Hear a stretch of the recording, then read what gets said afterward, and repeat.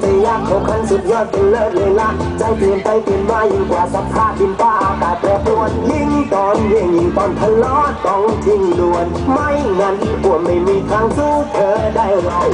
ทั้งเรื่องฝืนปล่อยหาเรื่องเก่ามาทะเลาะเรื่องที่เคยโกรธเคืองก็เรียกคืนมาทะเลาะนึกขึ้นได้ทีไรก็เอามาสับมาชอบโกรธกันตั้งแต่ปีมาโวทุกเรื่องยังกันไม่ยอม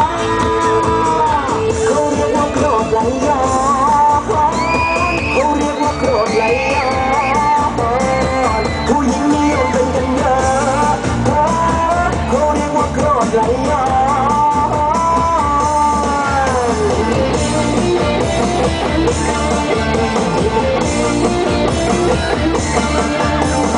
ก็นิสัยผู้หญิงนี่แหละเขาว่าสุดยอดที่สุดในโลกพวกดิสบอลโอ้โหอยากเอาอกเอาใจตามอกตามใจถึงอย่างไงก็ต้องยืนยันยอมกันไป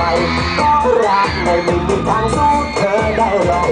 เขาเรื่องฝืนปล่อยหาเรื่องเก่ามาทะเลาะเรื่องที่เคยโกรธเคืองก็เรียกคืนมาทะเลาะนึกขึ้นได้ทีไรก็เอามาสับมาเฉาะโกรธกันตั้งแต่ปีมาโวทุกเรื่องยังจำได้อีกเนาะ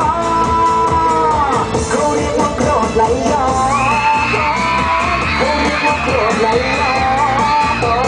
นผู้หญิงนิยมเป็นกันเยอะเขาเรียกว่าโกรธไหลย้อนต้องกดในกระเพาะต้องไปลำไส้ลำเนาและไม่ใช่พวกอาหารสับคนมันตกในเงาแต่ไม่ใช่คนที่เป็นใจกันแสบมันแสบมากกว่าเขาเรียกว่าโกรธไหลย้อนเขาเรียกว่าโกรธไหลย้อนผู้หญิงนิยมเป็นกันเยอะเขาเรียกว่าโกรธไหลย้อนเขาเรียกว่าโกรธไหลย้อนเขาเรียกว่าโกรธไหลย้อนผู้หญิงนิยมเป็นกันเยอะ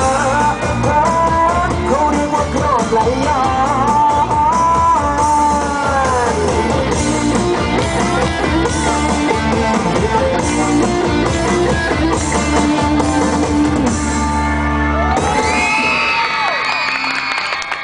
เขาเรียกว่าโกรธไหลย้อนนะคะ